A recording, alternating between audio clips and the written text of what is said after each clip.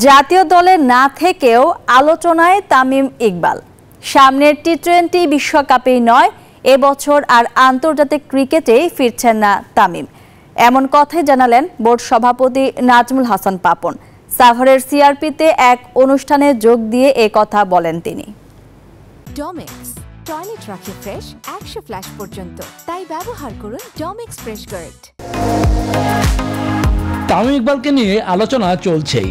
নানা ঘটনায় দলের বাইরে থাকা মিস্টার খান জাতীয় দলে কবে ফিরবেন তা নিয়ে আলোচনা সর্বত্রই। আগেই জানা গিয়েছিল অবসর ভেঙে অন্তত টি-20 বিশ্বকাপে ফেরানো হচ্ছে না তাকে।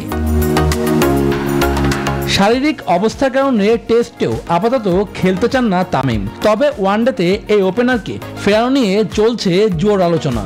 এবার মুখ খুললেন বিসিবি সভাপতি, জানান সব ঠিক থাকলে আগামী বছর জাতীয় দলে ফিরতে পারেন তামিম।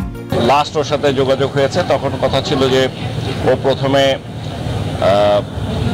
জালাল ইউনুস অপারেশন সাইড এবং আমাদের সিরাজ ভাই ওনাদের সাথে বসবেন, তারপর আমার সাথে বসবেন।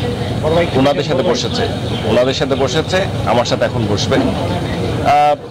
আমি যেটা শুনেছি, মানে আমি বলছি ওর কাছ থেকে শোনার আগে কমেন্ট করা উচিত না। আমি যেটা শুনেছি ও বলেছে ও সামনের বছর থেকে খেলবে।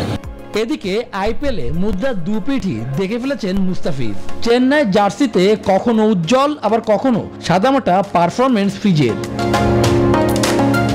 জিম্বাবুয়ে সিরিজে মুস্তাফিজকে না ফিরিয়ে আইপিএলে খেলার পরামর্শ দিয়েছিলেন অনেকেই।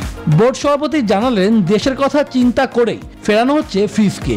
হ্যাঁ, আইপিএল লাভবান হতো, কিন্তু আমরা কিভাবে লাভবান হব? সাভারের সিআরপিতে প্রতিবন্ধী ব্যক্তিদের নিয়ে আয়োজিত ক্রীড়া ও প্রশিক্ষণ কর্মসূচিতে অংশ নিয়ে এসব কথা বলেন যুব ও ক্রীড়ামন্ত্রী।